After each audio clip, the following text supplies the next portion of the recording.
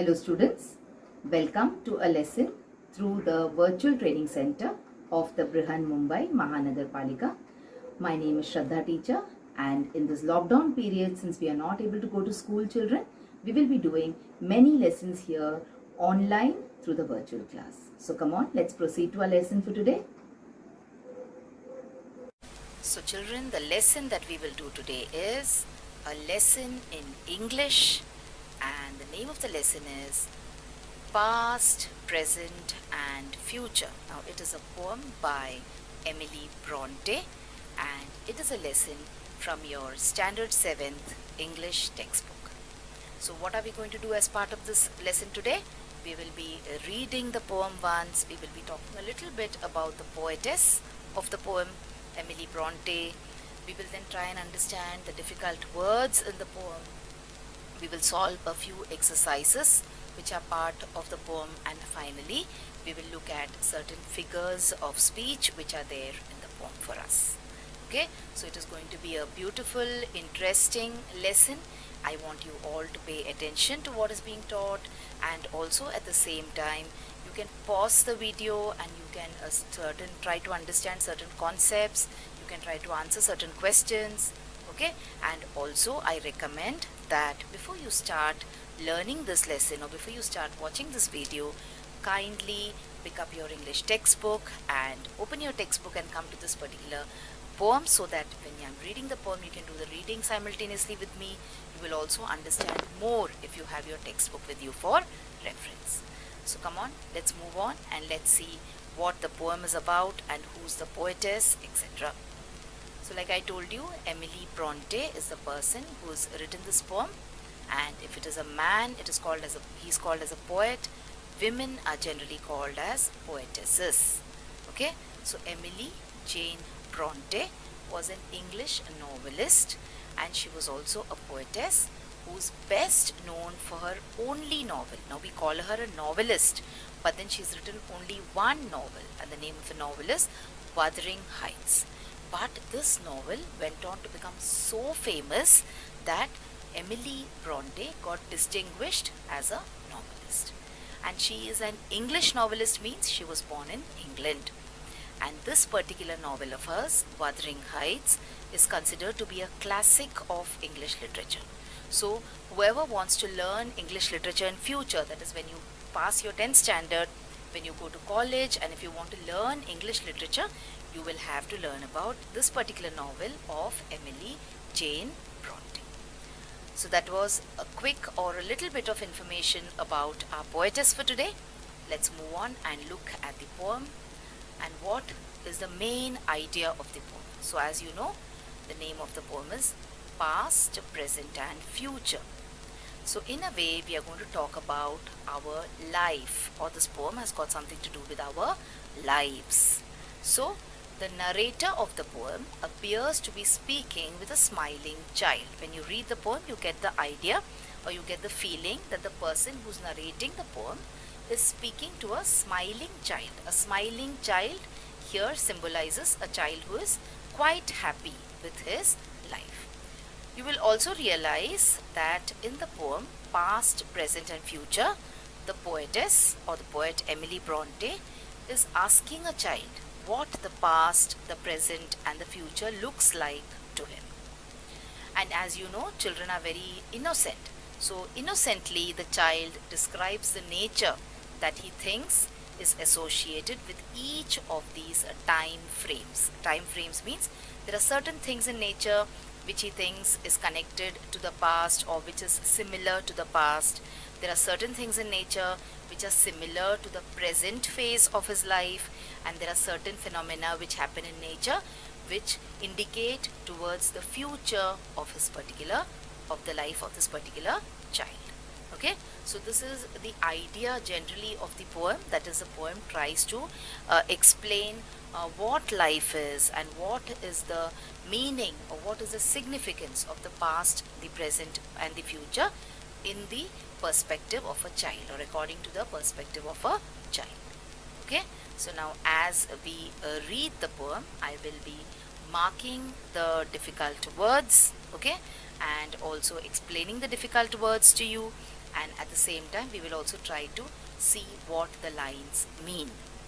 So now this is an image directly picked up from your textbook. Okay, so the name of the lesson is Past, Present, Future, and it is the very first poem in Unit 1 in your textbook. So tell me, smiling child, what the past is like to thee. So the narrator or the poet is asking the smiling child. I told you in the beginning that when you say smiling child, it means it could indicate a child who is happy with his life. So the poet is asking the smiling child, what is the past like to thee? Thee means you. Okay, and to this the child replies, an autumn evening, soft and mild. So for the child, the past is like an autumn evening. So now what is autumn? Autumn is nothing but it is a season which comes just before the winter season. Okay, and in this season you will see that the leaves, they shed the trees, they shed their leaves. You can see this small image here which is showing how the trees are shedding their leaves in autumn. So the child says, the past to me is like the season, that is autumn, and here what is happening is the evening is very soft and mild, with a wind that sighs mournfully. Okay, so wind sighs mournfully. Now sighing means making a sound, and sighing mournfully means making a sad sound. So everything is not good about the past. Even though the child is smiling, there are some things that do make the child sad. Okay, so let me once again read the lines for you. Tell me, smiling child, what the past is like to thee. An autumn evening, soft and mild, with a wind that sighs mournfully. Let's go to the next line now. Tell me, what is the present hour?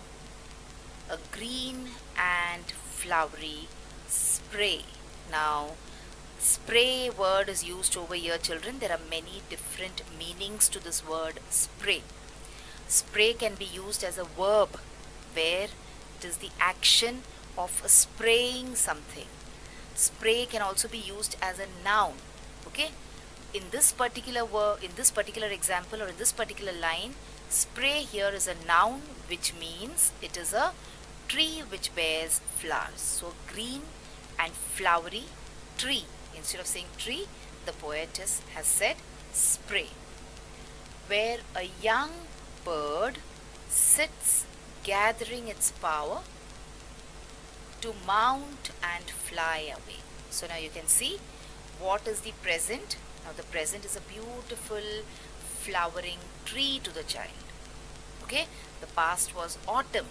Now after the leaves fell in autumn, the tree has started blooming, it has started flowering, and there is a young bird which is sitting on the tree, and it is gathering its power to mount and fly away. Here mount means to get ready or to climb, to fly away. Okay, so now that means in the present, now the child is preparing for its future life. The child is in a mood to learn new things. Okay, he is expecting something good to happen with him, and he is all ready to act now, to mount and to fly away. Let's look at the next stanza in our poem. And what is the future happy one? So again, the poet is asking the child, and what is the future? So the past is autumn, and the current or the present is when you're getting ready to fly. And what is the future happy one? A sea beneath a cloudless sun. So it is, the future is like a sea.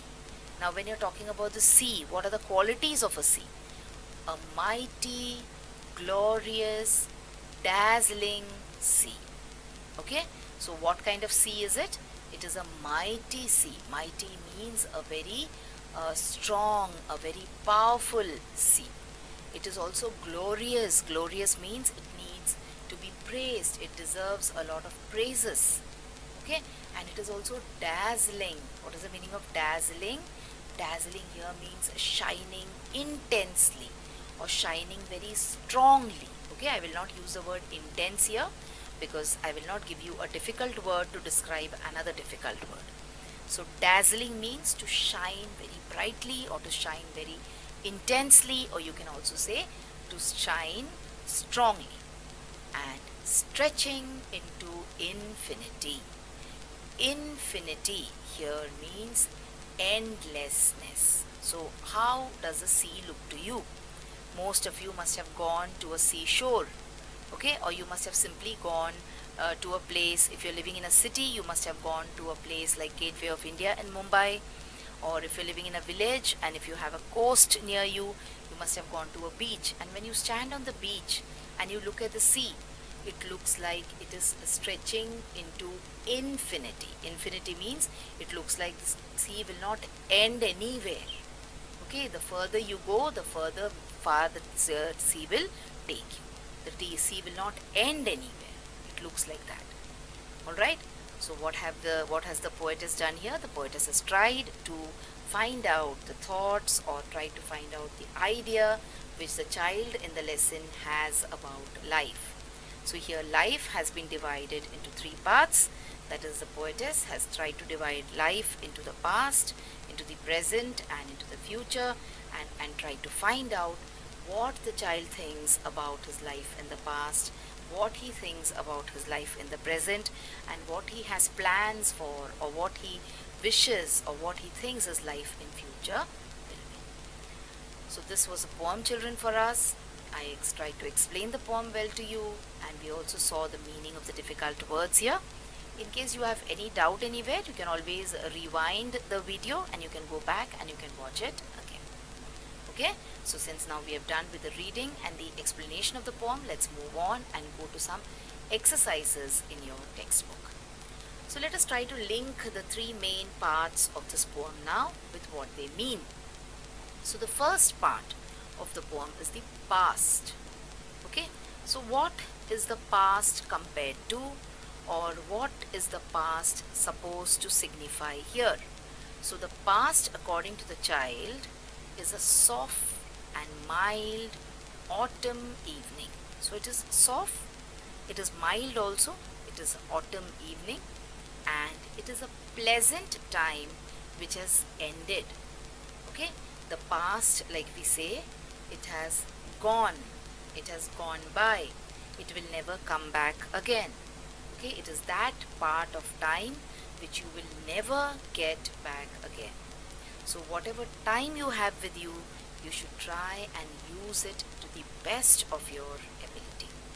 So the child is saying that the past, he is describing the past as a soft and mild autumn evening, and it is a pleasant time also, but which has ended.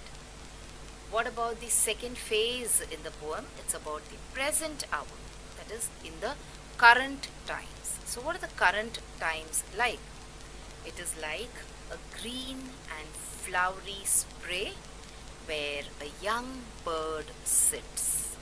So it is a green, that is, it is full of life, and it is flowery also. There is a lot of flowers on it. It is very attractive, and spray, as I told you, means a tree on which a young bird is sitting. So the child is comparing himself or herself to a young bird. And what is the bird doing? The bird is ready to fly. That means it is a time, the present time, the time which you have in your hands is a time full of life in which you can gather strength in order to live a good life tomorrow or in the future. So whatever time you have with you in your hand should be utilized to the best of your ability so that your future becomes safe and your future becomes good and secure. Then the third part in your life is your future. That is what will happen to you tomorrow. So it is like a sea beneath a cloudless sky. So it is a sea, it is vast, okay, and it is a cloudless sky. That means it is under a clear sky. So whatever you want to do with your life, you can do in case you work hard. And he also says that the future is an exciting, thrilling time which has no end. So the future is endless. So however much you work hard, that much of benefit you can reap in the future. So once you have understood this part of the exercise, it means you have understood the entire poem. Okay, so in this part of the exercise we have tried to understand the meaning or the summary of the poem, where the three parts in our life have been compared to different things in nature. The past is compared to a season, the present is compared to a tree, and then to a bird, and then the future is compared to the sea. Okay children, so this is a little bit of an exercise from your textbook. We have some more exercises in the textbook. Let us try and do one more now. So there is this exercise where you're supposed to write the adjectives which are used to describe the following. So what are the adjectives which are used to describe evening here? So the adjectives which are used to describe evening, now what will you do is, you will pause the video like I told you before, you will open your textbook, you will read the poem, and you will try and find out what words are used in order to describe the evening, and you will find the answers are soft and mild. Okay, and then you can start the video again and check whether your answers match with mine. So evening is described using words like soft and mild. So soft and mild are the adjectives which are used in order to describe evening. What about the next word that we have? Spray. So what are the words, or what are the adjectives used to describe spray? A spray, like I told you, means a tree. Okay, so the words which are used to describe the tree are green spray and flowery spray. Okay, so green as well as flowery. So you can see here, you can see the green parts of the leaf and the colorful parts of the flower, and you can see a spray. Alright, next word that we have with us is sea. So what are the adjectives which are used to describe sea? So you have mighty, you have a glorious, and you have a dazzling. Alright, so see, look at the sea. It is mighty. Look, it looks so strong, isn't it? And it looks praiseworthy, so it is glorious. And it is shining. Can you see the shine on the sea? That is why we call it dazzling. So, all in all, if you look at this particular page, you will find around 7 adjectives on this page. Soft and mild are adjectives which are used to describe the evening. Green and flowery are adjectives which are used to describe this tree or the spray here. And mighty, glorious, and dazzling are the adjectives which are used to describe the sea. Okay children, so this was about adjectives. We all know that adjectives are words which are used in order to describe or to give more information about nouns. Alright, now we come to the last part of our lesson, where we will look at some figures of speech. Now whenever you learn poetry children, or whenever you try to understand, read a poem, you will see that there are figures of speech used in poems or in poetry. What is the meaning of figures of speech then? Figures of speech is nothing but it is a technique in order to make your poems more interesting, in order to make them more attractive for the reader. So there are various figures of speech that you will learn as you progress in your English learning. So there are some common ones, like you have simile, you have metaphor, you have personification, alliteration, onomatopoeia, hyperbole, and idiom. So these are all the various figures of speech. In Marathi, I think you call it Alankarik Bhasha. So decorative language. Alright. In this particular case, we are going to talk about 2 figures of speech. One is simile and the other one is metaphor. So what we will do is, we will see what is the meaning of simile. We will look at some examples, and then we will look at what is the meaning of metaphor, some examples, and then they have asked us to pick up 3 metaphors from our lesson. Okay, so come on, let's proceed and let's see what is the meaning of these particular figures of speech. So what is simile? Now remember, how do you say? You say simile. S-I-M-I-L-E. A simile is a comparison of two things. So what is simile basically? It is nothing but it is used for comparison of two things using the words like or as. So when you compare two things using the words like or as, then you're using the figure of speech simile. So look here at the example.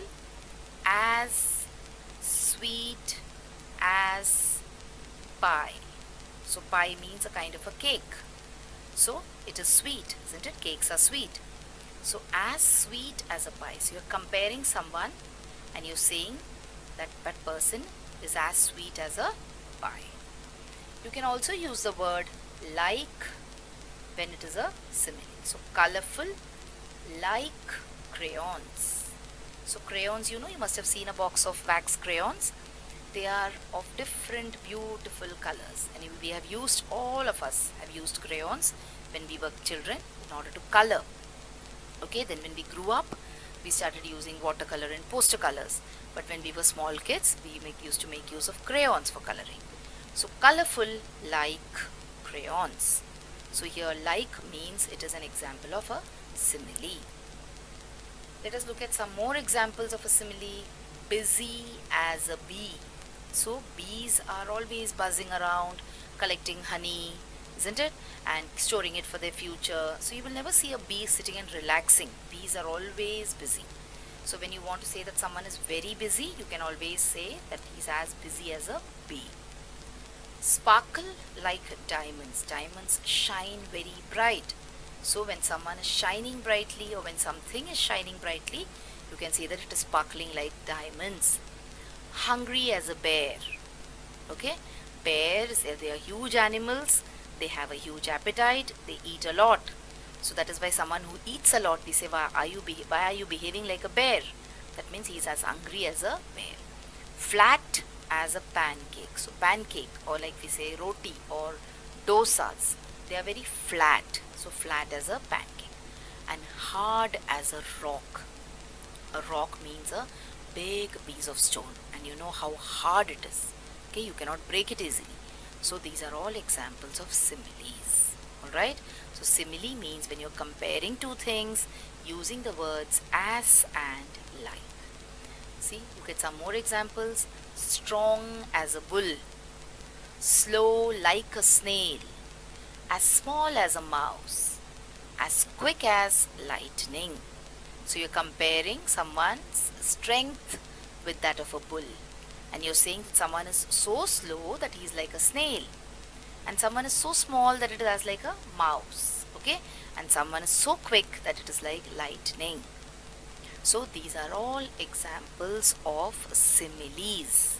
Okay, let us move on and let us look at the next figure of speech, that is a metaphor. So what is a metaphor? Look at the example here. He was a walking encyclopedia. What is an encyclopedia? Encyclopedia is more than a dictionary. Okay, a dictionary will give you just the meaning of words. An encyclopedia is like an advanced dictionary which will give you the meaning of so many things in this world. Okay, it will give you description also of many things. So the comparison. So metaphor is also comparison. Simile was also a comparison, and metaphor is also a comparison. The comparison of two unlike things, two things which are totally different. So see, a man and an encyclopedia, they are so different. A man is a living thing, encyclopedia is a non-living thing. But even then we compared a man to an encyclopedia, so that is an example of a metaphor. And when metaphors are used, you use words like is, are, was, were, etc. Okay, so in a way, what can you say? You can also say that metaphor means a comparison in which one thing is said to be another. So one thing is said to be another thing. For example, see, she is a walking dictionary. So this is also a comparison. Okay, But in this, she is said to be a walking dictionary. Just like he was a encyclopedia, she is a walking dictionary. So can a dictionary walk? No. But she can walk. That is why she is being compared to a walking dictionary.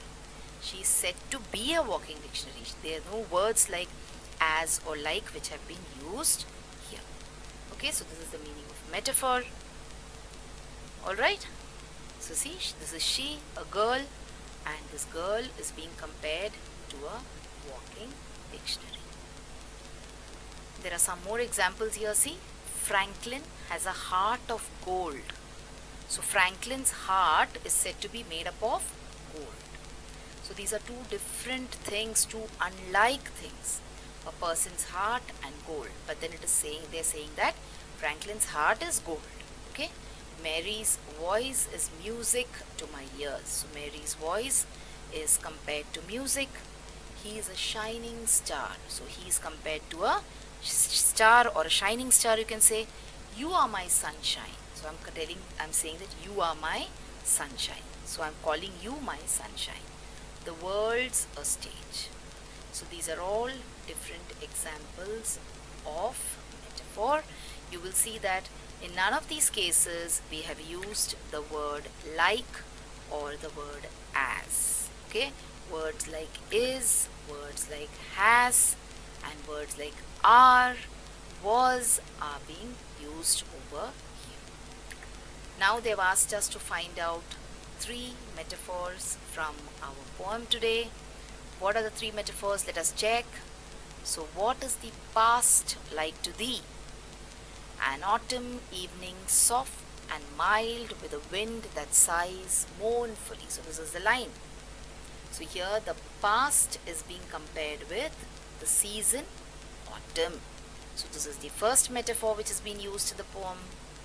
Second one, tell me what is the present hour? A green and flowery spray. So the present hour here is called as a green and flowery spray. So this is the second example of metaphor here. And what is the future happy one? A sea beneath the cloudless sun.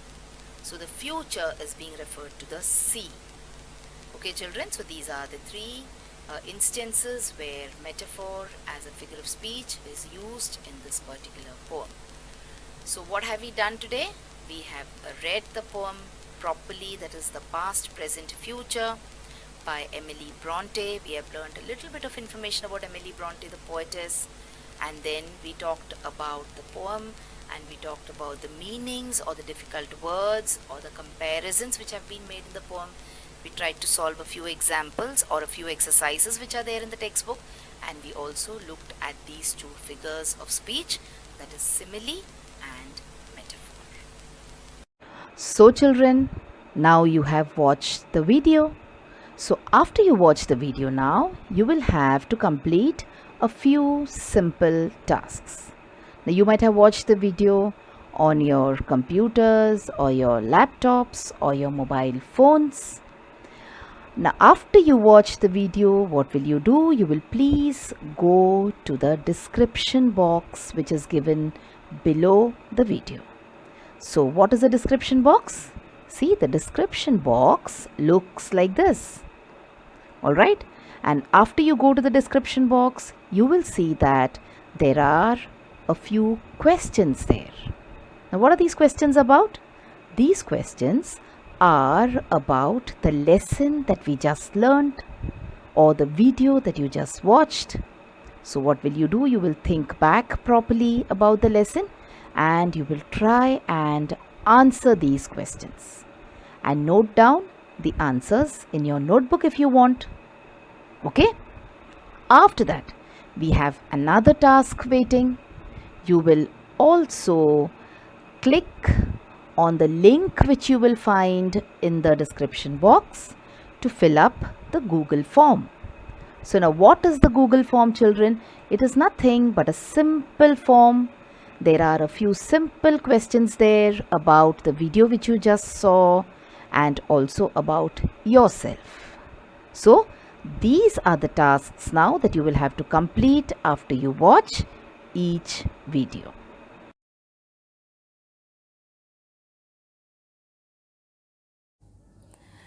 So children, wasn't that a very interesting lesson? I'm sure you learnt a lot of new things in this lesson.